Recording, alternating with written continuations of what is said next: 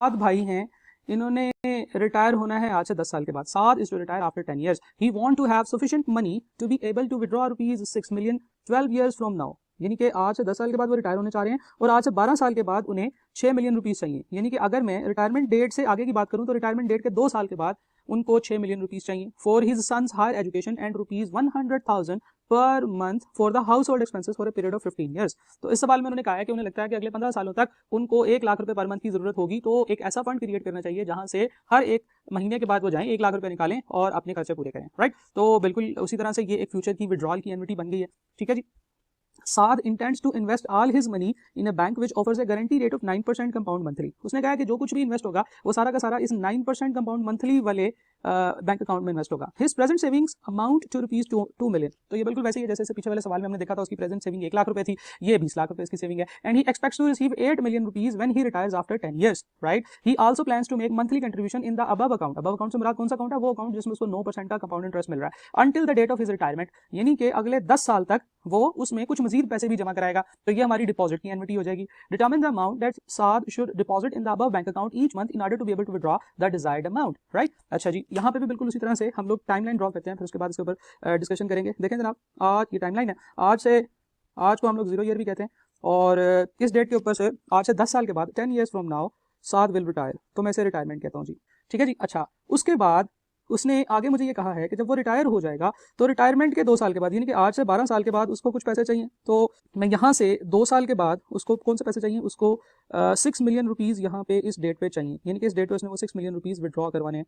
Right, तो एक तो ये रिक्वायरमेंट हो गई। दूसरी चीज उसने ये कहा है कि रिटायरमेंट के बाद उसको 15 सालों तक, यानी कि रिटायरमेंट अगर आज से 10 साल के बाद हो रही है तो अगले 15 सालों तक यानी कि 25 years तक की प्लानिंग हो रही है। तो मैं इसको कह सकता हूँ कि time is equal to 15 years। Right, अगले 15 सालों तक उसे हर महीने कितने पैसे चाहिए? मैं इसे आर कह सकता हूँ, विच इज 100,000।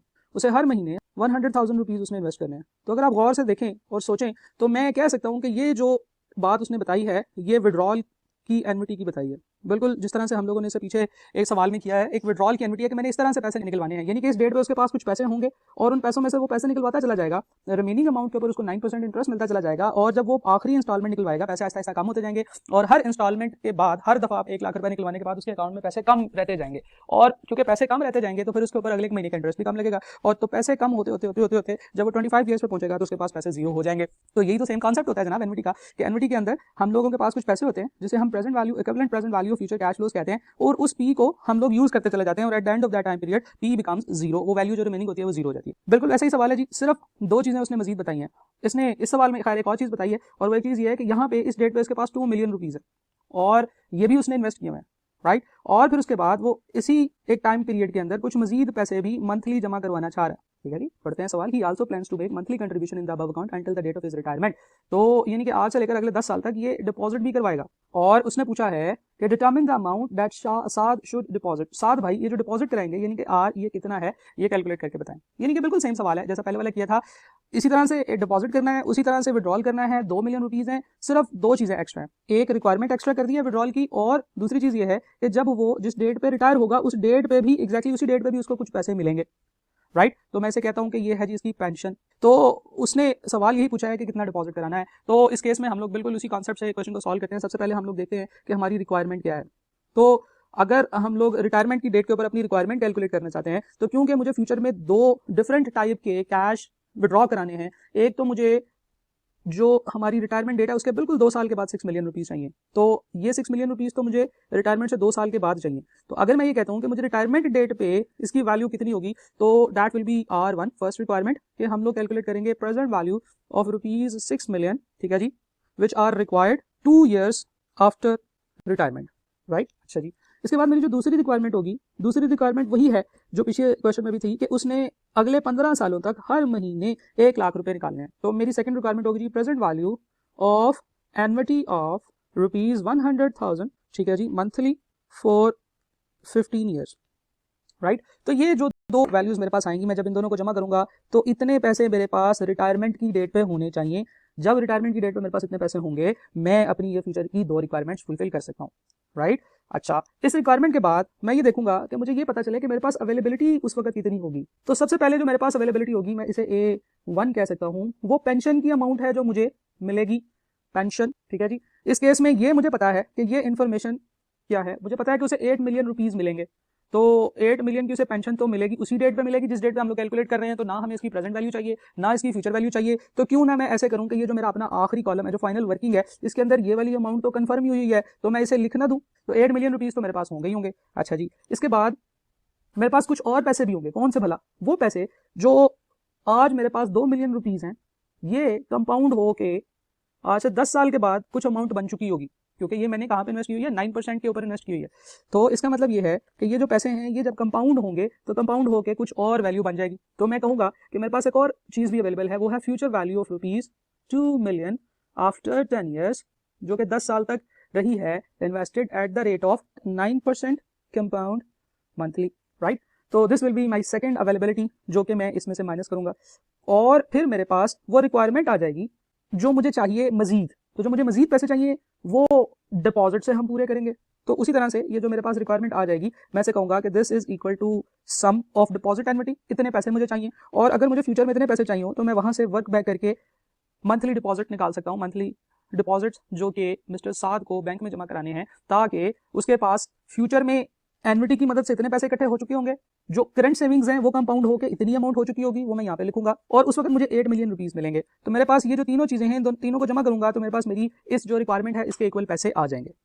अच्छा जी, अब इस क्वेश्चन को अभी सॉल्व मैंने इसमें कुछ भी नहीं किया, मैंने सिर्फ इस क्वेश्चन को प्लान किया है कि कौन कौन से स्टेप इस क्वेश्चन में परफॉर्म करेंगे हम, और किस तरह से वो जो रिक्वायर्ड वैल्यूज हैं उनको कैलकुलेट करेंगे। तो ये स्किल भी आपने साथ साथ में डेवलप करनी है कि जरूरी नहीं है कि आपको सिंगल स्टेप से रिलेटेड क्वेश्चन आएगा। आपको हमेशा ऐसा नहीं कहा जाएगा कि जनाब ये फ्यूचर वैल्यू है, ये प्रेजेंट वैल्यू है, आर कैलकुलेट कर दें, कभी टाइम कैलकुलेट कर दें। तो सीधे सीधे सवाल हो सकता है एग्जामिनर आपको दे, लेकिन एग्जामिनर को ये बड़ा अच्छा लगता है कि वो आपको एक से ज्यादा स्टेप्स में कैलकुलेशन करवाए, राइट। तो आपने ये नहीं सोचना कि पहले सवाल की कैलकुलेशन को क्या करना है फिर उसको परफॉर्म करने बैठ जाएं। सबसे पहले आपने अपना क्वेश्चन प्लान करना है, ठीक है। मैंने अपना क्वेश्चन प्लान किया है, मुझे पता है कि मेरी जो रिक्वायरमेंट्स हैं, मैं सबसे पहले उनकी प्रेजेंट वैल्यू कैलकुलेट कर लूंगा, मेरे पास जो अवेलेबिलिटीज हैं मैं वो माइनस करूंगा, फिर मेरी रिक्वायरमेंट आएगी, रिगार्डलेस ऑफ द फैक्ट कि यार क्या आंसर आएगा, कैसे आंसर आएगा, इसका आंसर 4 मिलियन आएगा, 5 मिलियन आएगा, मिलियन आएगा, जो भी आएगा वो हम करेंगे। लेकिन दिस इज इंपॉर्टेंट कि आप बियॉन्ड वन स्टेप देखने की जो आपकी कैपेबिलिटी है उसको डेवलप करें। आप देखो कि भाई पहले ये परफॉर्म करना है एक्शन, फिर उसके बाद कौन सा स्टेप है, फिर उसके बाद कौन सा स्टेप है, एंड सो ऑन। तो हमने देखे ये मल्टीपल स्टेप्स हैं जिनको अभी हमने प्लान कर लिया, अब हम एक एक करके हर एक कैलकुलेशन को परफॉर्म करते हैं। जी तो जनाब, अब हमारी सारी कैलकुलेशन सीधी हो चुकी हैं, अब हमने सिंपल कैलकुलेशंस करनी है। सबसे पहले हम लोग कहते हैं कि स्टेप नंबर 1 या कैलकुलेशन नंबर 1, और कैलकुलेशन नंबर 1 में मैंने क्या करना है जी, मैंने present value of ₹6 million required 2 years after retirement, क्योंकि हम सारी कैलकुलेशंस हर अमाउंट रिटायरमेंट डेट पे ले जा रहे हैं। अगर पीछे होगी तो उसे कंपाउंड कर लेंगे, अगर अमाउंट आगे होगी तो उसे डिस्काउंट कर लेंगे। यानी कि सबसे पहली कैलकुलेशन होगी जी present value of ₹6 million after 2 years. तो मेरे पास फॉर्मूला है जी future value is equal to present value into 1 + r power t। रेट इस केस में सिर्फ एक दफ़ा आया है और वो है जी 9% कंपाउंड मंथली। तो हम तमाम कैलकुलेशन में 9% कंपाउंड मंथली का रेट ही यूज़ करेंगे। तो क्योंकि कंपाउंड मंथली है तो फॉर्मूला के अंदर हम r ओवर n करेंगे और टाइम इंटू n करेंगे। प्रेजेंट वैल्यू हमने कैलकुलेट करनी है, फ्यूचर वैल्यू इज ₹6 मिलियन, तो 6 के साथ 6 0 हम लोग लगा देंगे। Rate is 1 + 0.09 divided by 12, power time 2 years का है, मल्टीप्लाई बाई 12। तो हम जो इसकी कैलकुलेशन करेंगे that will be equal to 0.09 divided by 12 plus 1। तो हमारे पास ये ब्रैकेट के अंदर वाले फैक्टर का आंसर आ जाएगा, जिसकी पावर करनी है 24। तो हमारे पास आंसर आएगा ये वाला 6 million divided by answer is equal to 5014,988। तो हमारे पास उसकी प्रेजेंट वैल्यू आएगी that will be equal to 5014,988। 5014,988 is the present value of future 6 million rupees, 5014,988। तो मैं यहाँ पे लिख दूंगा 5014,988। This is your first requirement. और उसके बाद जो आपकी सेकंड रिक्वायरमेंट है जिसे मैं R2 कह रहा हूँ वो है जी एनविटी, यानी कि आपको 15 सालों तक हर महीने 1 लाख रुपए चाहिए। तो इस एनविटी की जो प्रेजेंट वैल्यू होगी इसकी कैलकुलेशन हमारा सेकंड स्टेप होगा। तो हम लोग कैलकुलेशन नंबर 2 में करेंगे present value of एनविटी of ₹100,000 monthly for 15 years.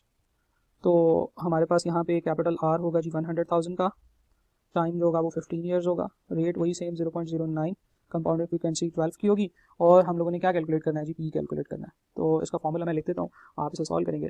Present value is equal to r into 1 + r power -t over r।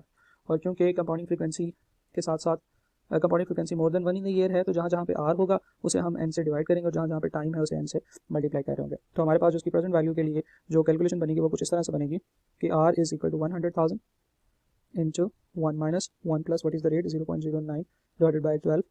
Time है जी 15 सालों का, -15 into 12 right, divided by 0.09 over 12। तो इस फैक्टर को जब हम कैलकुलेटर पर सॉल्व करने लगे हैं तो मैं क्या करूँगा, सबसे पहले 0.09 डिवाइडेड बाय 12, तो आपके पास इतने एरिया का आंसर आ जाएगा। इसमें मैं 1 ऐड करूँगा, 1 प्लस आंसर, तो आ जाएगा 403/400। इसकी जब मैं पावर लूँगा तो आप देखें पावर में -15 × 12 है, तो मैं इसको सॉल्व कर लेता हूँ। 15 × 12 180 को होता है, तो मैं इसे -180 कह देता हूँ, राइट। तो मेरे पास जो आंसर आएगा वो इतने फैक्टर का आंसर होगा। फिर 1 माइनस आंसर जब मैं करूँगा तो मेरे पास ये जो स्क्वायर ब्रैकेट्स थी, इस स्क्वायर ब्रैकेट के अंदर जितनी कैलकुलेशन है इसका आंसर आ गया, राइट। अच्छा जी, मुझे आगे जाना है, मुझे इसको मल्टीप्लाई करना है 100,000 के साथ, और फिर मैंने इसको डिवाइड करना है 0.09 ओवर 0.2 के साथ, ओवर 12 के साथ। तो मैं ब्रैकेट लगाऊंगा, जिससे मैं इसको ये कह रहा हूँ कि भाई सबसे पहले ये वाली कैलकुलेशन करो जो ब्रैकेट के अंदर है, यानी कि 0.09 को डिवाइड करना है आपने 12 के साथ, और फिर जो आंसर आ जाए उसको नीचे रखना है, और जो हमारा उससे पहले आंसर आ चुका है उसके साथ उसको डिवाइड करना है इसके साथ। तो मैं जब ओके करूँगा तो मेरे पास ये आ जाएगी 9859,340। तो अगर मेरे पास 9859,340 पैसे होंगे मेरी रिटायरमेंट डेट पे, तो मैं अपनी फ्यूचर की रिक्वायरमेंट्स को फुलफिल कर सकता हूँ। तो this is what I needed to calculate कि जी ये जो फ्यूचर की एनविटी है 9859,340 इसकी प्रेजेंट वैल्यू बन रही है। This will be my second requirement 9859,340। तो अब अगर मैं इन दोनों को ऐड करूँगा तो मेरे पास मेरी टोटल रिक्वायरमेंट बन जाएगी। तो इसी कैलकुलेटर पे मैं इसमें ऐड कर देता हूँ 5014,988। तो मेरी जो टोटल रिक्वायरमेंट है दैट इज़ 148,74328। तो आप देख लें कि 0.88 भी है, लेकिन क्योंकि हमने यहाँ पे पॉइंट में नहीं लिखा तो हमारे पास जो आंसर आना चाहिए वो पॉइंट्स के बगैर आना चाहिए, 148,74328। तो मेरे पास 14,874,328 इज़ द टोटल रिक्वायरमेंट जो कि रिटायरमेंट डेट पे मेरे पास होने चाहिए पैसे। अच्छा जी, इसके बाद मैं इसमें से पेंशन के 8 लाख रुपये जो मुझे उसी डेट पे मिलेंगे वो माइनस कर दूंगा, और मुझे future value of ₹2 million after 10 year, वो जो मेरे पास शुरू में पैसे थे, यानी कि ये वाले 2 मिलियन रुपए, ये भी तो फ्यूचर में कुछ पैसे बन गए होंगे, तो इनकी फ्यूचर वैल्यू माइनस करनी है। तो उसके लिए भी मुझे कैलकुलेशन करनी पड़ेगी। तो मेरी एक और कैलकुलेशन बनेगी भाई साहब कि जी कैलकुलेशन नंबर 3।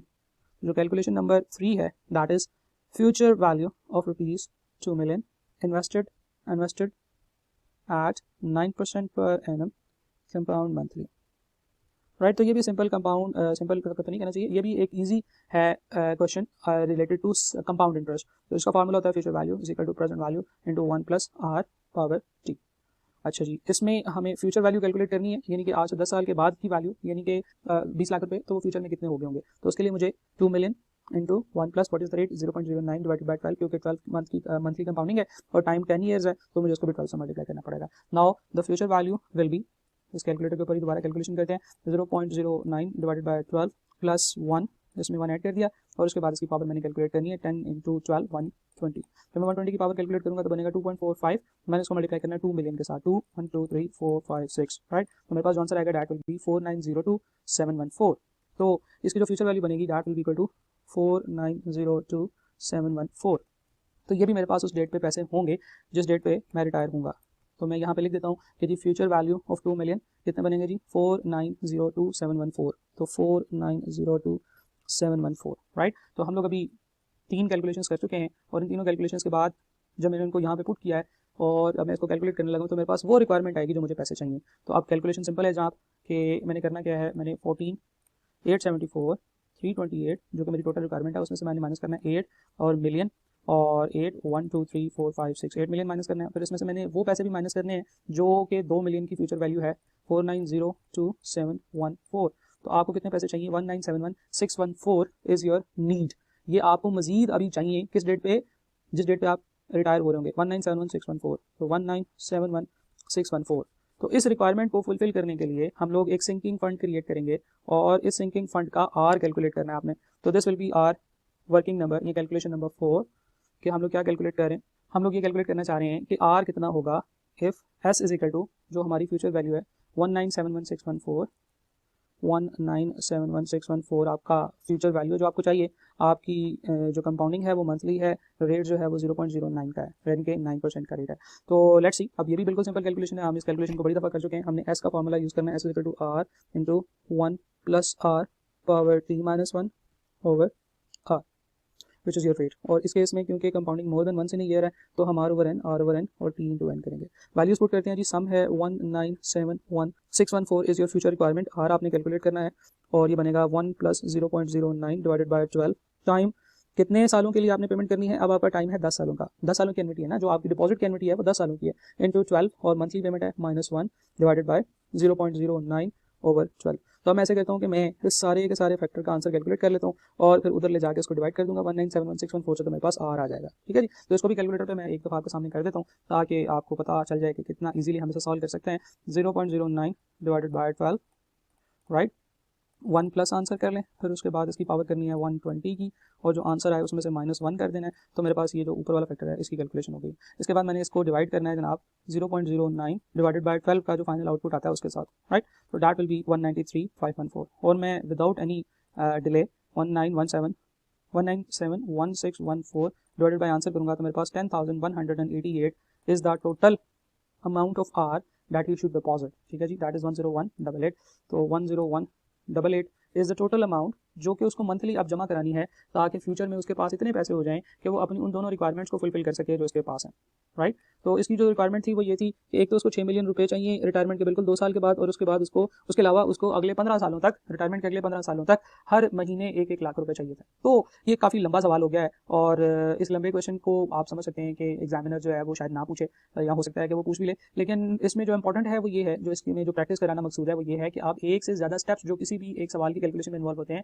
उनको समझें और उनको प्लान करें। हमेशा अपने क्वेश्चन को प्लान करें और क्वेश्चन को प्लान करने के बाद इसे सॉल्व करें, right. So this was the question of retirement planning. इंशाल्लाह ये काफ़ी लंबी वीडियो अब हो चुकी है, हम लोग इंशाल्लाह अगली वीडियो में कुछ और डिफरेंट टाइप के क्वेश्चंस देखेंगे। अभी तक आपने देखा है कि जितने भी क्वेश्चंस आए हैं उन सब की बेसिक्स जो हैं वो यही हैं कि हमने उसमें किसी में एस का फार्मूला लगाना होता है, किसी में पी का फार्मूला लगाना होता है, किसी में सिंपल इंटरेस्ट, किसी में कंपाउंड इंटरेस्ट का फार्मूला लगाना होता है। तो फार्मूले वही 4-5 हैं जो हमने पढ़े हैं। अब हम सिर्फ उनकी एप्लीकेशन पढ़ रहे हैं कि ये कहाँ कहाँ पे ये कॉन्सेप्ट यूज होते हैं और हम इनको किस तरह से इस्तेमाल कर सकते हैं, राइट। तो बिल्कुल ठीक है जी, आप जो क्वेश्चन है उनको भी करें और इंशाल्लाह हम लोग अगली वीडियो में कोई और चीज़ को डिस्कस करते हैं। Thank you.